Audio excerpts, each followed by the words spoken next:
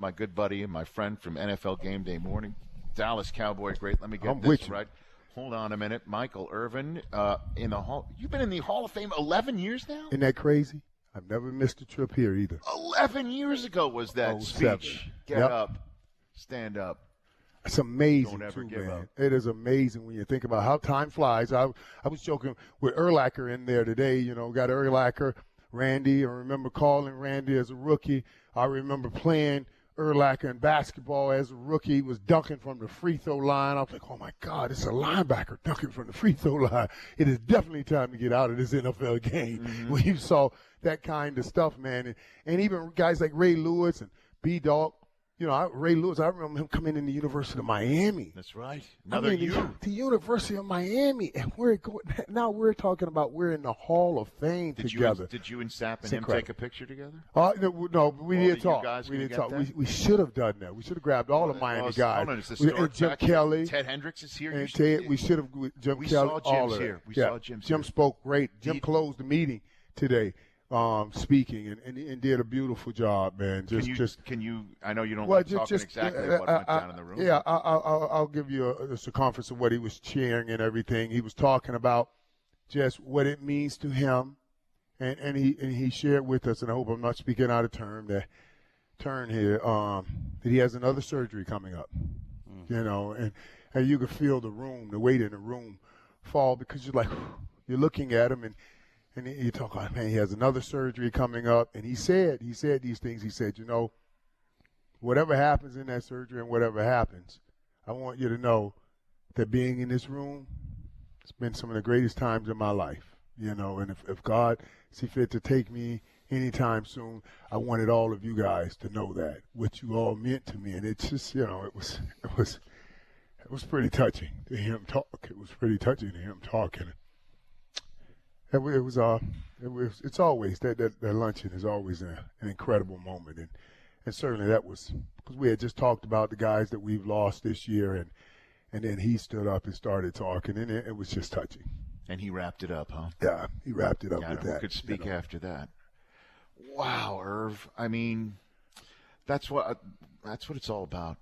It's a brotherhood of men making this sport, you know, what it is and how it's remembered. And that's what I love about this weekend is it also starts a whole new season. You know, remember the past as the present and the future gets discussed. Who runs it in there though?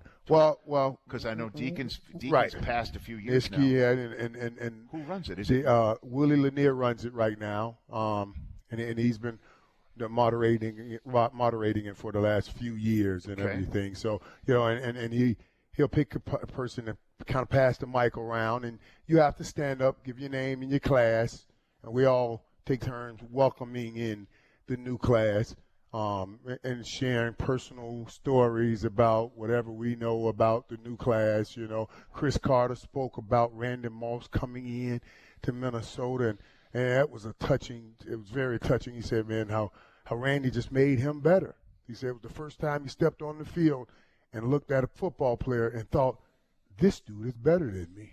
And he said, you know, it was late in his career, but Randy gave him a lot of energy. It was just an incredible, incredible moment. Rich, and I'm going to say this, you know, because as I spoke in that room and a few people spoke on it, that's what I was talking about, you know. And you can say what you will. There's no way T.O. gets this in Tennessee, Chattanooga. It's impossible.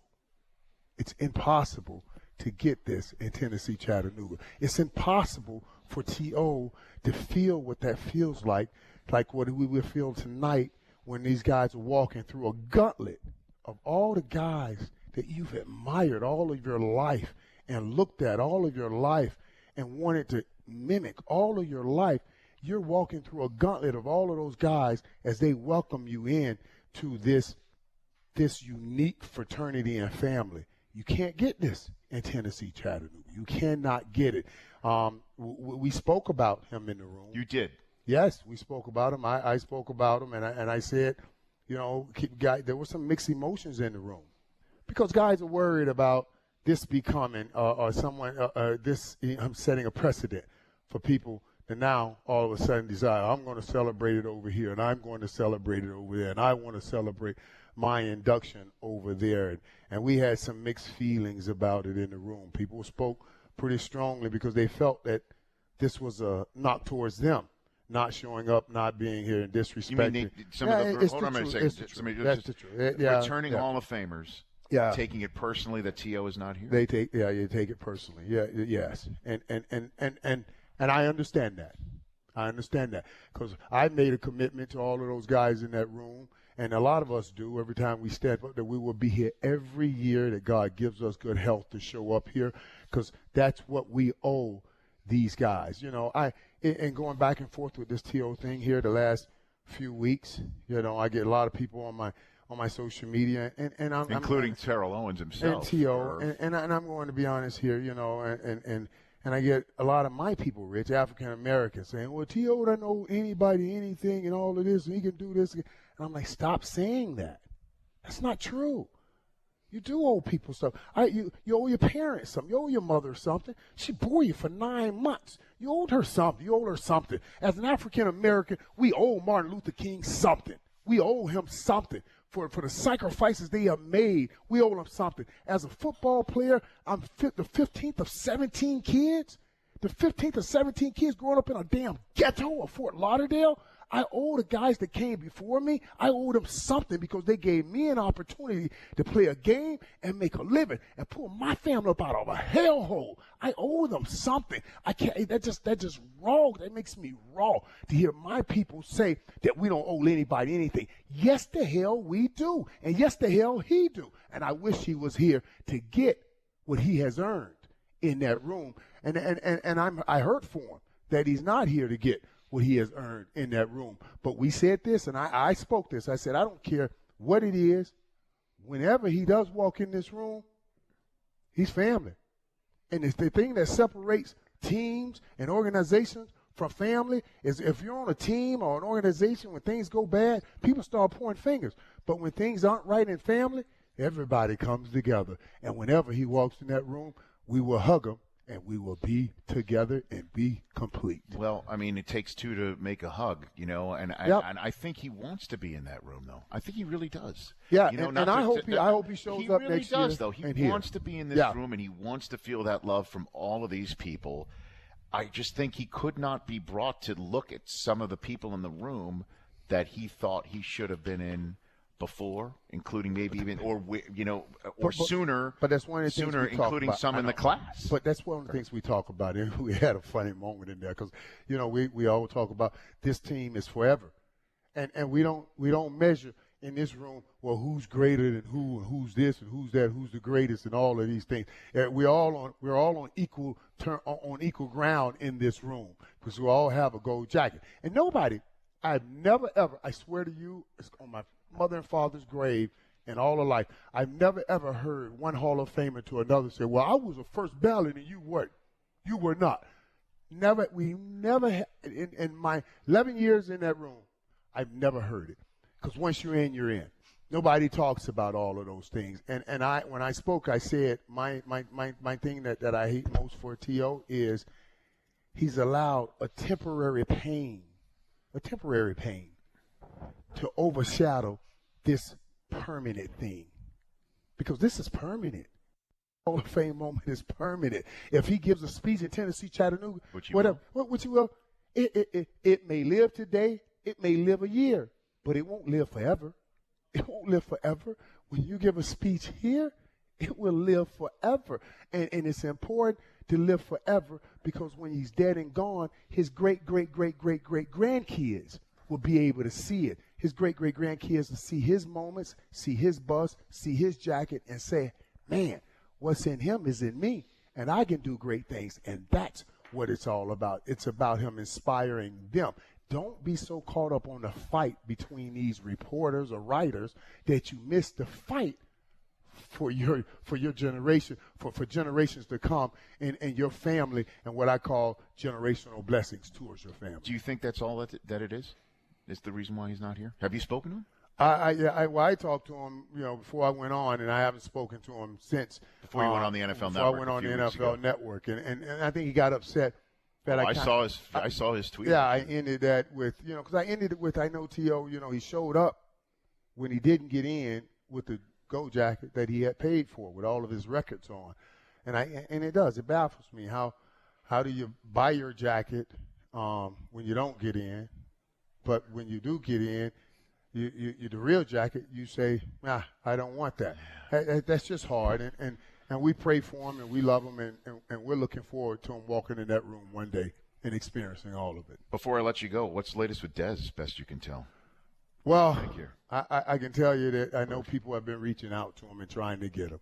I've talked with a few teams that have tried to reach out to him and trying to get him to come in. I've talked with some GMs. I've talked to offensive coordinators that said if we can get him in, Michael, I can get him some balls, get him some targets and everything. But things just haven't worked out. And I'm gonna tell you what worries me, Rich, because I understand his plan. He says he wants to try to lock on to a team and play for a year, and then maybe come back and get him a bigger deal.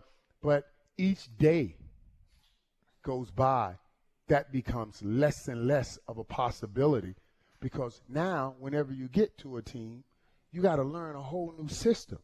And I'm going to tell you something, as a wide receiver, the surest way to lose in this game is when you're leaving a huddle trying to figure out what route do I run on this play, instead of leaving that huddle saying, how do I win on this route?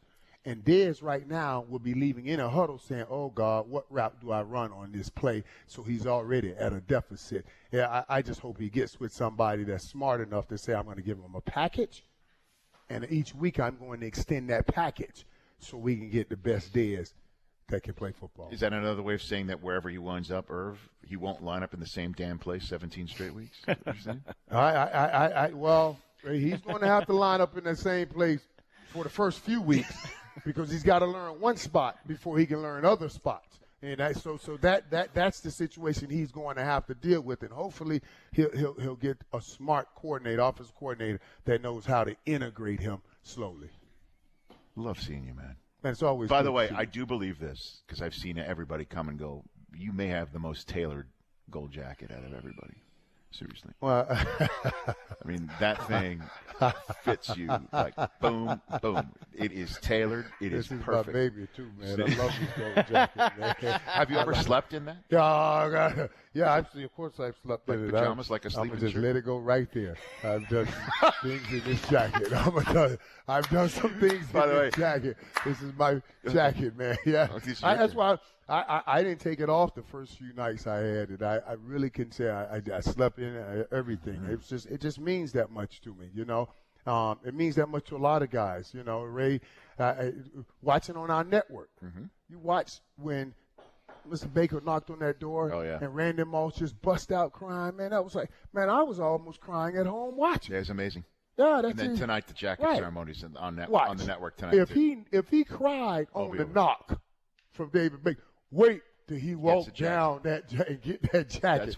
That's a whole nother thing. That's one of my favorite moments, and then I'll let you go. I'd take a break. Troy Vincent's going to join. That the year that Shannon Sharp made it, and Sterling slipped the jacket on him. Yeah. And they both started crying and hugging in the middle of the Canton Auditorium, right? And it was really so moving. It was incredible. And it was the front page photograph of the Canton Repository, the Canton newspaper here, okay? Front page, and it's just because it means I get goosebumps remembering it. This is what it's about. This is what you're so passionate about. It's that moment, the moment, family, brotherhood, figurative brotherhood, literal brotherhood, family, hard work, sweat, tears. Sterling not being able to have a career because of injury. Certainly would have been exactly. All that all in one moment. Incredible. It front was page. And I walked into a hotel room, a hotel lobby the next morning, and there was Deacon Jones holding up that front page in front of Sterling and Shannon, barking at them for crying like babies. And I'm cleaning it up, too. You're crying like little babies. And that's what crying. I want that. You better not speak forever today. Like this.